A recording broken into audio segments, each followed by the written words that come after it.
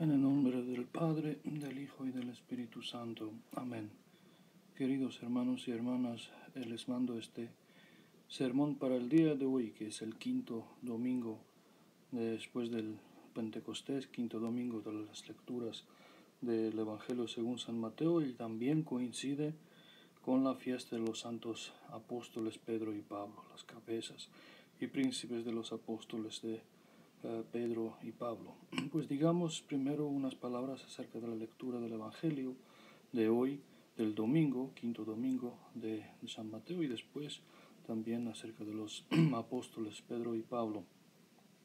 La lectura de hoy es referente al milagro de nuestro Señor, cuando Él curó dos demoníacos, dos hombres poseídos por los demonios. Y esto pasó de la siguiente manera. Nuestro Señor cruzó el lago de Genesaret, el mar de Galilea, a su orilla oriental, que era el país de Decápolis. El país de Decápolis significa en griego de 10 ciudades, que estas 10 ciudades eran ciudades muy helenizadas, muy griegas, no seguían la ley de Moisés, sino que aunque en algún tiempo eran judíos, sus habitantes habían sido helenizados mucho por las invasiones después del Alejandro Magno y después los romanos. Por eso se consideraban como no pertenecientes a la nación judía, y como había una barrera, una muralla entre los judíos y los gentiles, pues se consideraban como los que están afuera, allá. Y pues nuestro Señor, no para nuestro Señor, porque Él vino no solo para los gentiles, para los judíos, sino que también para todas las naciones, y por eso nuestro Señor cruza al otro lado del mar de Galilea para pisar los pies, sus santos pies sobre la tierra algunos llaman de los gergesinos, otros como ahora en el Evangelio de San Mateo, pero en el Evangelio de Lucas y Marcos llaman de los gadarinos. El sitio es el mismo, porque había 10 ciudades, como dije. Uno de ellos se llamaba Gergas, otros Gádara. Y el sitio donde este milagro pasa, de la curación de los demoníacos, hoy se conoce como Cursi. Y es conocido el sitio este. Cuando vamos a la Tierra Santa siempre lo visitamos, el milagro, ¿no?, donde nuestro Señor curó a dos demoníacos. Según San Mateo eran dos, Lucas y Marcos mencionan solo uno, y Santos Padres dicen que esto no es una contradicción, porque Lucas y Marcos mencionaron solo uno de ellos, el que era más afligido entre los dos, el que era más poseído entre los dos, aunque había dos en aquel momento. Puede que había más, digamos así, demoníacos aparte de estos dos, y por eso dos evangelistas mencionan uno, San Mateo menciona dos, pero el milagro era el mismo. ¿Y qué es el milagro que pasó? Cuando nuestro Señor desembarca a la tierra de los gergesinos, ahí vienen a encontrar con él estos dos demoníacos, y de repente empiezan los demonios a gritar por las bocas de los demoníacos, diciendo: ¿por qué viniste aquí, Jesús, Hijo del Altísimo? ¿Viniste aquí para atormentarnos antes de tiempo? ¿Qué significan estas palabras? Significan que los demonios, cuando viene un hijo de Dios, ellos sienten, porque son quemados por su presencia, por la gracia que salía de su cuerpo. Y ellos temían de que aquello que es preparado para ellos después de la segunda venida de nuestro Señor, cuando todo será totalmente inundado por la gracia de Dios, el mundo, universo entero será transformado, y Dios va a penetrar todo con su gracia, y toda la creación será penetrada por la gracia de Dios, y su gracia reinará en todo el universo. Esta gracia para los demonios y para su jefe, el diablo, será el fuego de Gehenna, será el lago ardiente. Ellos saben que después del juicio y después de segunda venida de nuestro Señor, no tendrán donde esconderse como pueden ahora esconderse en un sitio u otro, hasta en almas humanas, ¿no? Y por eso ellos decían que antes de aquel tiempo viniste ya a atormentarnos. Y nuestro Señor, pues, le piden a nuestro Señor de que si Él va a exorcizar a ellos de estos dos individuos, que les deje que entren en unos puercos, unos cerdos que estaban ahí siendo pasteados, o sea, en pasto, ¿no? Como un rebaño, por esos cargasinos. Y nuestro Señor les da, o sea, exorciza de estos dos hombres a los demonios. Ellos entran en los cerdos y los cerdos se endemonian y corren y caen en el lago de Genesaret, en el mar de Galilea, que es la misma cosa, y se hunden, se ahorcan ahí todos. San Marco y San Lucas dan más detalles sobre este suceso, sobre este milagro. ¿Y qué nos dicen? De que nuestro Señor les pregunta, o sea, les pregunta cómo se llaman a los demonios, ¿no? Porque nuestro Señor tiene autoridad a cuestionar, digamos así, poner en duras cuestiones a los demonios. Y ellos, ¿qué dicen? Que responden que somos un legión. ¿Y por qué dicen un legión? Porque eran muchos. O sea, se llamaban a sí mismos un legión en referencia a las legiones romanas que consistían de casi 6.000 soldados de infantería. Lo que significa que estos dos hombres, pobres hombres, fueron poseídos por 6.000 demonios. Imagínense esto, por 6.000 demonios. Y esto nos da de conocer otros evangelios de Lucas y de Marco. Y por tantos hombres eran poseídos, y por eso se menciona de que estos hombres no podían vivir entre gente porque estaban tan poseídos, tan violentamente tormentados por los demonios, que vivían en tumbas, en cementerios, en sitios desiertos, porque su sufrimiento interno era tan grande de que no podían estar con gente, no podían comportarse normalmente porque de dentro no tenían paz, eran tormentados por los terribles, digamos, cadenas y torturas de los demonios que atormentan a los que entran en ellos. Y dice hasta que San Lucas que herían a sí mismo, o sea, dañaban a sí mismo. Eso pasa cuando los demonios hacen que uno dañe a sí mismo porque quieren dañar a las personas, y otro es que las personas mismas están tan tormentadas por los pensamientos que no pueden parar, la inundación de pensamientos demoníacas que son tormentas, ¿no? Dañan a sí mismo para así el dolor físico tape el dolor emocional, interno, espiritual. Esto es una cosa que vemos en el Evangelio, vemos muchas veces hoy en día en los psiquiátricos, cuando sabemos que la gente que no puede controlar los pensamientos, una donación de los pensamientos, gente que ha sido dañada, abusada, gente que emocionalmente fue pisoteada, ¿no? Muchas veces cuando no pueden controlar los pensamientos que son muy traumáticos, dañan a sí mismo, cortándose, haciendo cosas porque así el dolor físico, prefieren sentir dolor físico porque eso tapa el dolor o por unos momentos por lo menos distrae la mente de los pensamientos terribles que tienen.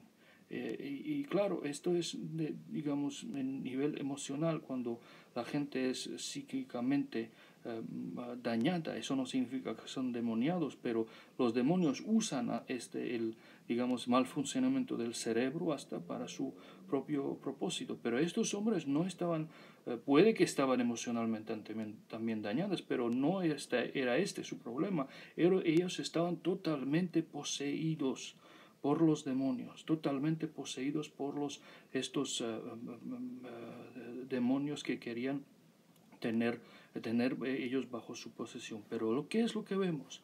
Que los demonios piden permiso de nuestro Señor para que entren en los cerdos, lo que significa que su entrada en los hombres no era porque quisieron y así pudieron, sino era por permiso de Dios, porque sin permiso de Dios ellos no pueden hacer nada. Dios deja permite, no es que sea su voluntad, no es que quiere, pero deja y permite que los demonios entren en ciertos casos en las personas y tomen control de su mente, de su voluntad, de sus poderes, de sus almas.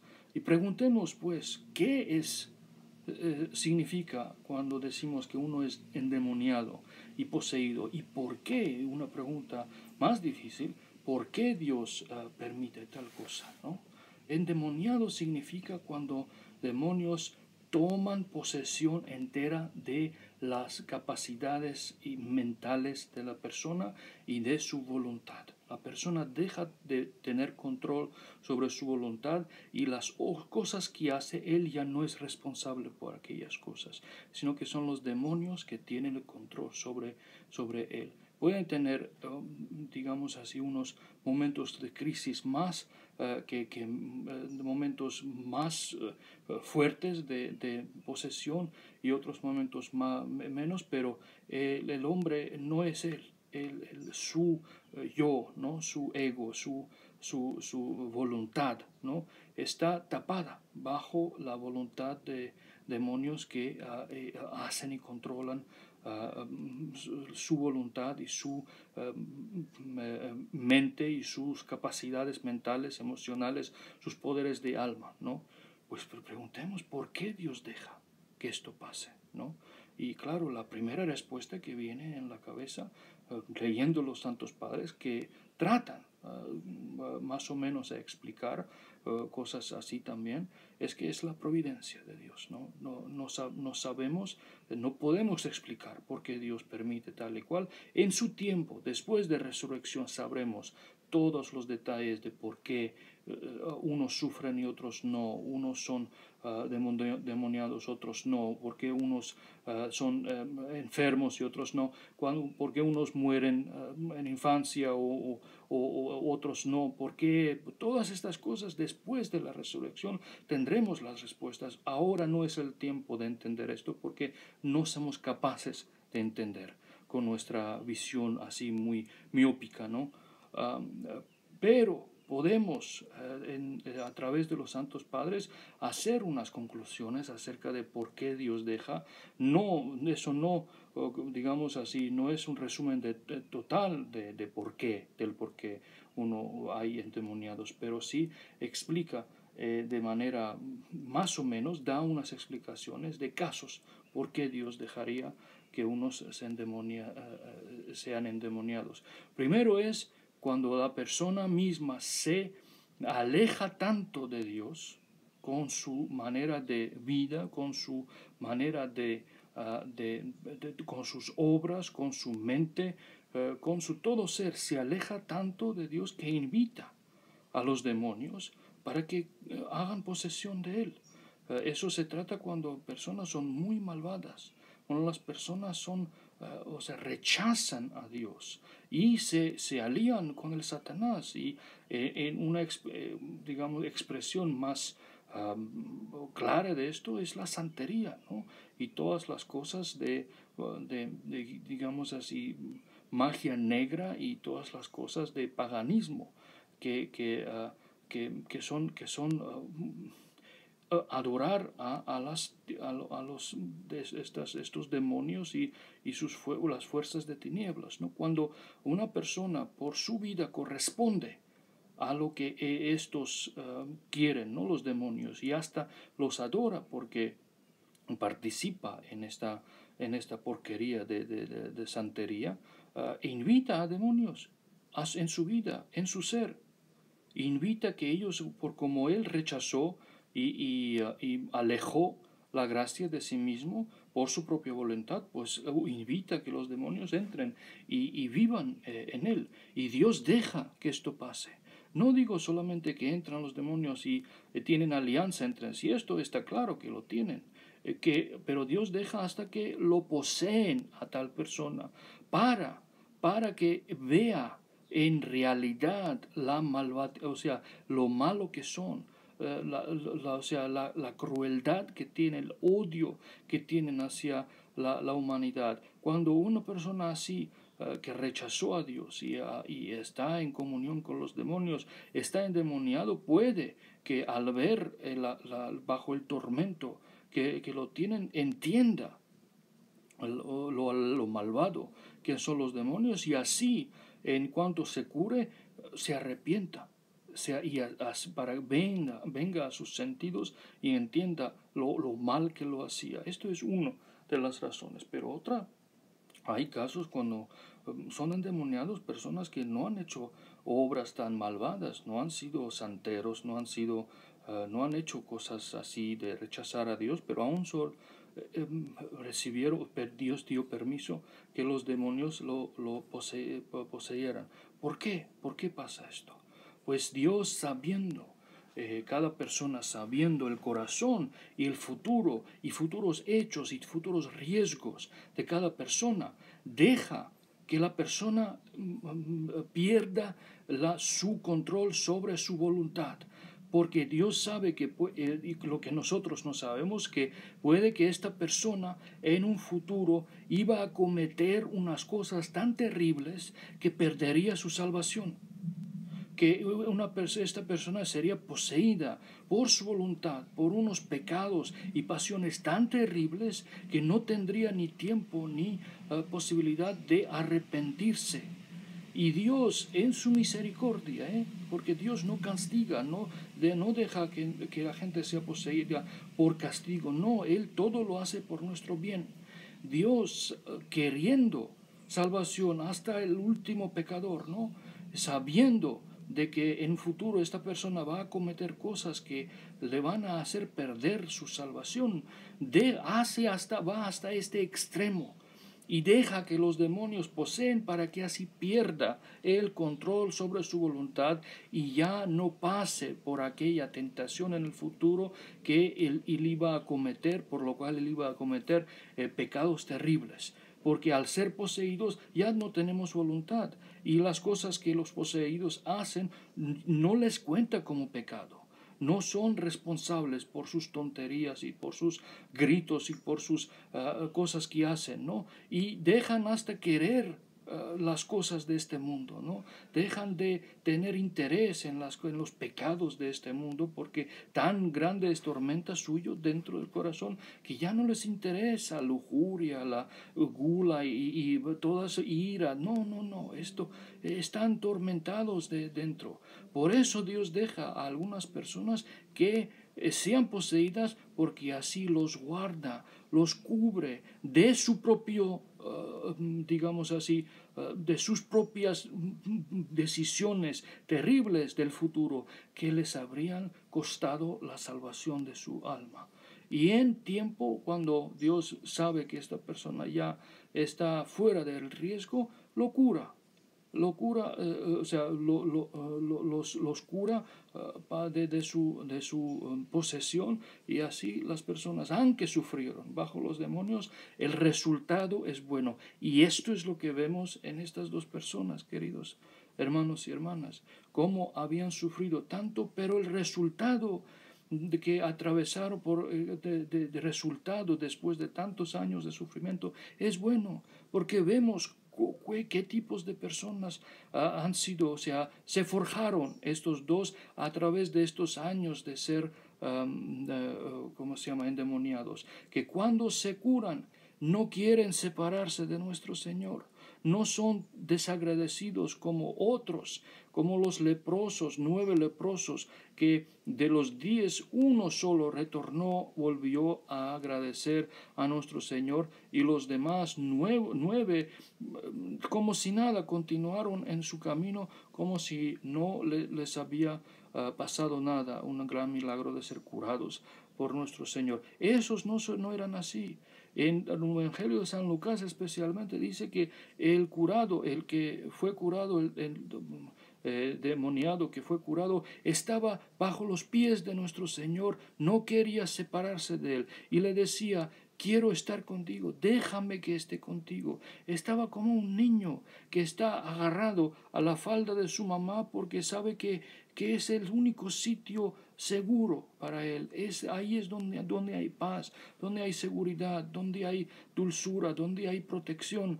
Y así era este hombre. Es tan dulce leer estas palabras del Evangelio que él estaba bajo los pies de nuestro Señor, pidiéndole que si es posible que esté con él, porque ahí con nuestro Señor había encontrado paz, paz que no tenía por años y años, ¿no?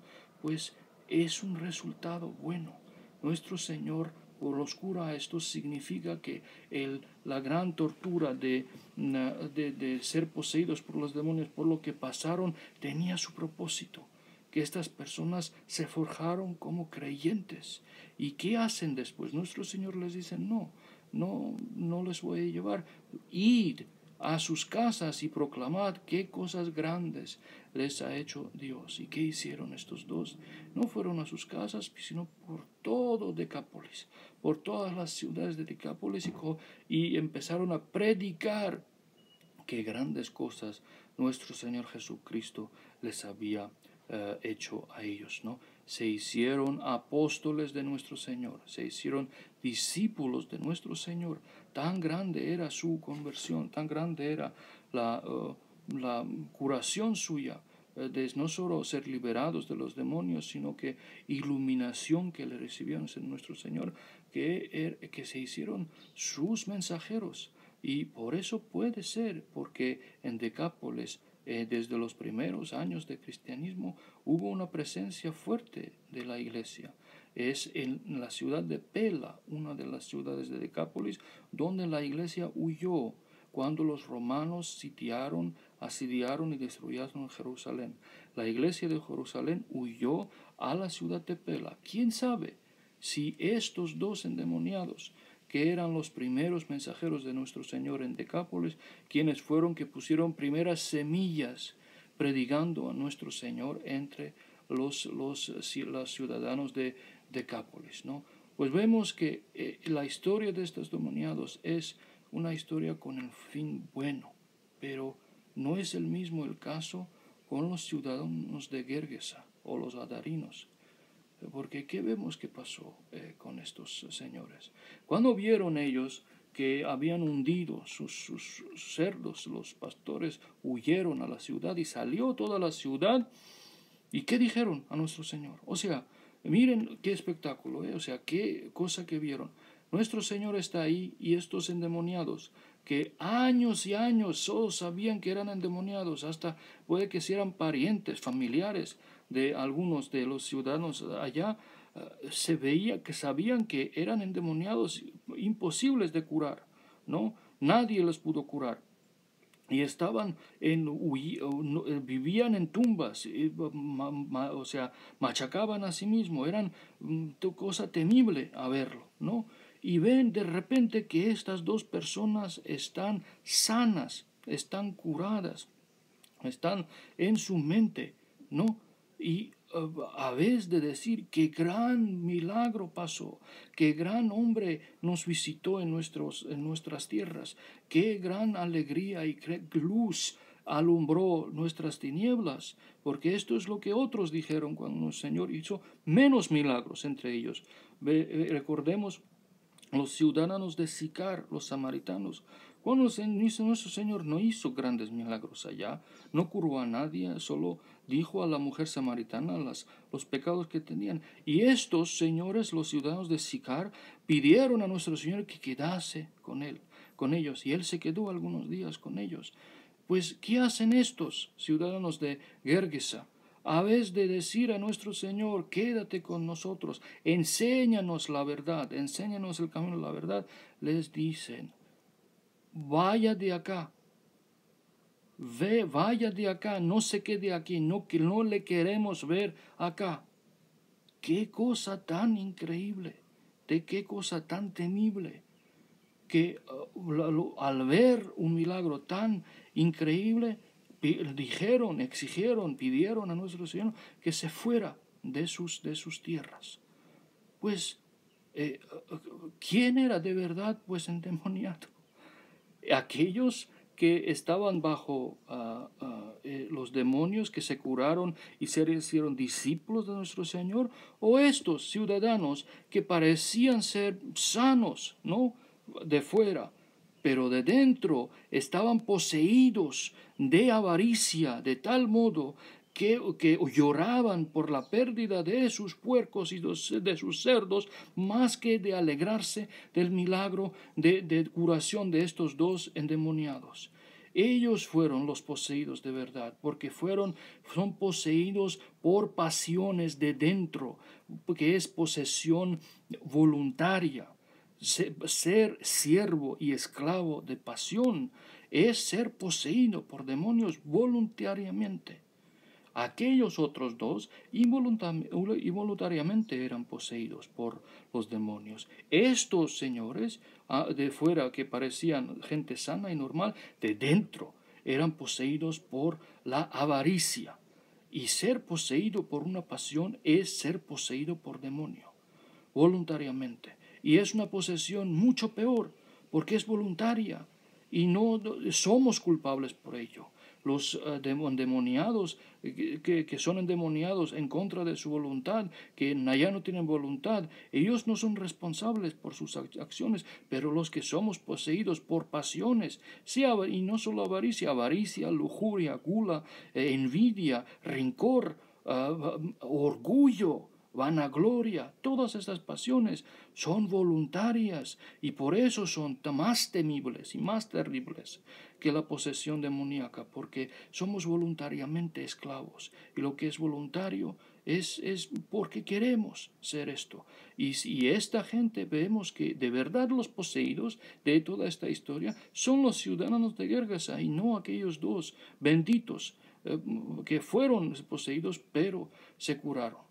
Posesión por las pasiones, queridos hermanos y hermanas, es ser poseídos por demonios. Y ser poseído por demonio, cuando tenemos una pasión que nos gobierna, significa ser idólatra. Por eso San Pablo dice en una de sus epístolas que avaricia, que es idolatría, amor de dinero, amor de posesiones, es idolatría. Y no solo avaricia, porque avaricia tiene una expresión más así que puedes tocarlo, ¿no? La posesión puedes tocarlo y puedes verlo, el oro, los diamantes, el dinero, cuentas bancarias, uno puede verlos y tocarlos y por eso es más, digamos, expresiva, es más gráfica ser poseído por avaricia y tiene por eso San Pablo habla de que es una idolatría, pero cualquier posesión, que seamos poseídos por cualquier pasión, es una idolatría, porque lo que domina en nuestro corazón, lo que domina nuestra mente, nuestra voluntad, nuestros deseos, lo que es lo central en nuestra vida, alrededor de cual todo remueve, ¿no? Todo lo que determina nuestros pensamientos, lo que para nosotros es lo más importante, que vamos a sacrificar todo a ello. Lo que es aquella pasión, para nosotros aquello es nuestro Dios. Y a vez de ser adoradores de Dios del cielo, el creador del cielo y la tierra, en cuya imagen y semejanza fuimos creados y cuyo único debemos adoración, a vez de adorar a Él, de verdad, de dentro, estamos adorando una u otra o varias pasiones que se han hecho dioses, ídolos en nuestro corazón, a quienes damos incienso, a quienes damos las velas, ante cuales nos arrodillamos al ser sus siervos, al ser sus servidores, al hacer la voluntad de estas pasiones. Por eso, queridos hermanos y hermanas, ser poseído por una pasión, cuando no solamente pecamos varias veces, no solamente un vicio ligero, cuando somos poseídos por una pasión que no podemos vivir sin ello. Esto es una posesión. demoníaca voluntaria y es una idolatría. Significa que en nuestro corazón estamos adorando a esta pasión. Esto lo tenemos que tener claro. Y esta es digamos así, la terrible realidad bajo la cual vivía toda la humanidad por miles de años. Los demonios convencieron a la humanidad de que esta era la vida que tenían que vivir, que pasiones que dominaban la humanidad no tenían escape de esto. La oscuridad que había sobre la humanidad era instigada por los demonios que los poseían a toda la humanidad, porque a través de las pasiones y a estas pasiones y idolatría ante las pasiones se extendió se expresó hasta en cosas visibles al adorar dioses falsos. Y estos dioses falsos de los idólatras, de los paganos, son personificaciones de una u otra pasión, porque si vemos las vidas de estos dioses tal llamados, son llenos de pasiones, son unos ejemplos de cómo uno debe ser dominado por pasiones. Pues miren qué oscuridad en que vivía el mundo, que por miles de años humanidad estaba bajo esta oscuridad de dominación demoníaca, de a través de dominación de pasiones, la gente en su corazón y hasta en su exterior eran idólatras, que adoraban a las pasiones, a las cosas pecaminosas, a vez de adorar a un Dios creador del cielo y de la tierra, a quien solo debemos la adoración. Y nada podía liberar la humanidad de esta oscuridad, porque a nada humano temían los demonios. Los demonios no temen nada humano, y como la humanidad había sido, digamos así, tan alejada de Dios, que estaba solo, pues a nada temían los demonios. Los humanos eran sus juguetes, antes o hasta la venida de nuestro Señor Jesucristo. Cuando viene nuestro Señor Jesucristo, aparece la luz que los demonios temen. Aparece aquella luz que alumbra la oscuridad. Aparece la luz que derrumba el poderío de la oscuridad y de las tinieblas. Y vemos el temor que los demonios tienen ante esta luz de nuestro Señor Jesucristo en palabras de los demoníacos que leemos hoy. ¿Para qué viniste aquí, Jesús, Hijo del Altísimo? ¿Vas a atormentarnos a nosotros antes de tiempo? Miren el temor que los demonios tienen, que están aterrorizados, el temor que no tenían por miles de años. Pues es nuestro Señor Jesucristo, su venida y digamos así, el mandar a los apóstoles en todas las tierras de este globo que estaban bajo la oscuridad, es cuando empieza a derrumbarse el poderío de las tinieblas, porque ahora se predican las palabras ante cuales los demonios temen y tiemblan. Ante nada temblaban, hasta entre los, digamos, filósofos y los, digamos así, los sabios del mundo antiguo, del mundo de Grecia, de China, hasta los sabios entre ellos entendían que ser dominado por pasión es algo malo y hasta exaltaban la virtud de autocontrol, ¿no? Entendían estas cosas, pero no podían practicar o sí con mucha dificultad y hasta cierto punto, porque ni ellos entendían que detrás de las pasiones son los demonios. Y nuestro autocontrol, ellos ríen de autocontrol nuestro, porque de nada humano le temen. Pero cuando viene nuestro Señor, todo cambia. Y no fueron los filósofos, no fueron los sabios entre los antiguos que pudieron ofrecer la solución al mundo que se envejeció en estas tinieblas, en la vida de pasiones e idolatría, sino que fue la predicación simple pero profunda de los apóstoles. Son los apóstoles que traen esta luz en todas las 4 partes del mundo, traen esta luz y dan la solución, dan el escape al mundo desde el dominio de las tinieblas de idolatría. Idolatría, digo, no solamente exterior de incensar los ídolos, sino que idolatría de dentro, porque alumbraron los corazones de los hombres en que para que entendiesen de que quiénes están detrás de las pasiones y cómo hay que lucharlos. Detrás de las pasiones son los demonios y se lucha con el poder de nuestro Señor Jesucristo. Y los apóstoles, a través de los apóstoles, se derrumbó todo el edificio podrido de la idolatría del mundo antiguo. Y en los países y tierras y etnias entre los cuales antes solo se conocía tinieblas, idolatría, como Egipto, que era el centro de toda santería y toda terrible idolatría, las semillas de que plantaron los apóstoles, creció de ellos un árbol que trajo fruta abundante, que en la tierra, por ejemplo, de los egipcios, que era el más dedicado a idolatría, salen todos los padres del desierto, todos los santos enormes, luchadores contra los demonios ante cuales huían y temblaban. Pues esta es la confirmación, la abundancia de santos, de varones que llegaron a la deificación, un estado humano que para los antiguos, hasta los filósofos y los sabios entre los antiguos, era imposible de imaginar hasta.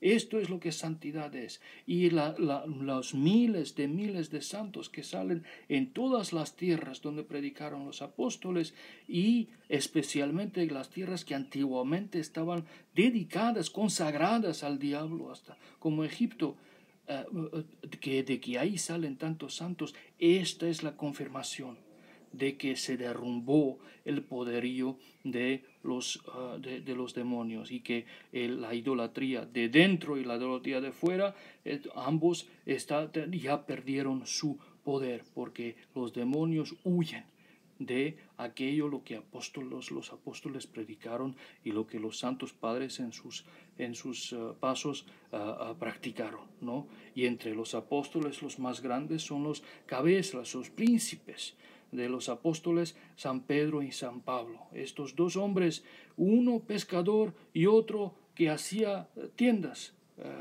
cosía tiendas.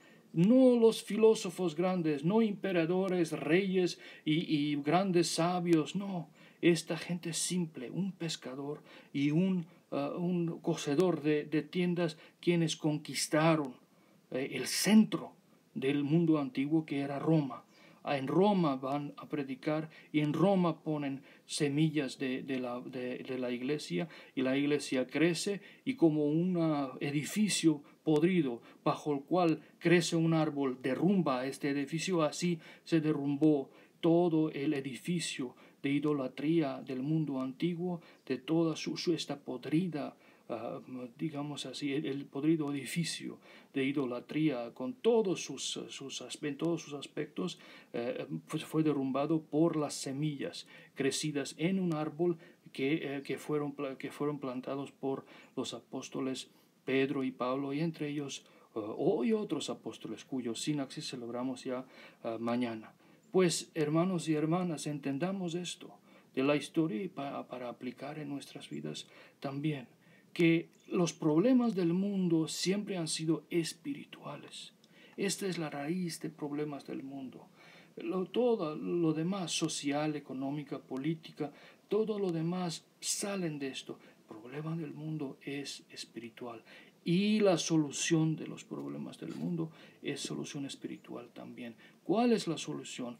Jesucristo, Dios hombre, predicado por los apóstoles, testificado por los mártires, explicado por los santos padres. Esta es la solución para el mundo, y esta solución le dieron a los apóstoles al mundo antiguo, y por un rato el mundo se regocijó al convertirse de la podrida idolatría a la adoración del Dios de su verdadero, pero lo olvidó.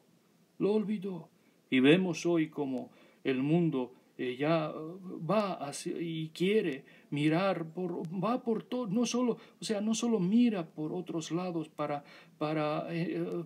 encontrar solución a los problemas, sino que rechaza a la fe de los apóstoles, la fe simple que dio tanta luz a tantos pueblos del mundo. Hoy en día es rechazada por el mundo porque quiere otra vez mirar para sus soluciones en cosas, en doctrinas ajenas, doctrinas erróneas, doctrinas humanas. Pues que vaya el mundo en su camino, pero nosotros permanezcamos, hermanos, en la fe verdadera, en la predicación apostólica. Nosotros no busquemos solución para nuestros problemas interiores especialmente, pero también en nuestra manera de ver política, sociedad, economía, todo, o sea, en país que vivamos, no miremos en soluciones, en doctrinas ajenas humanas, sino que solo en el Evangelio de nuestro Señor Jesucristo, las epístolas de los santos apóstoles,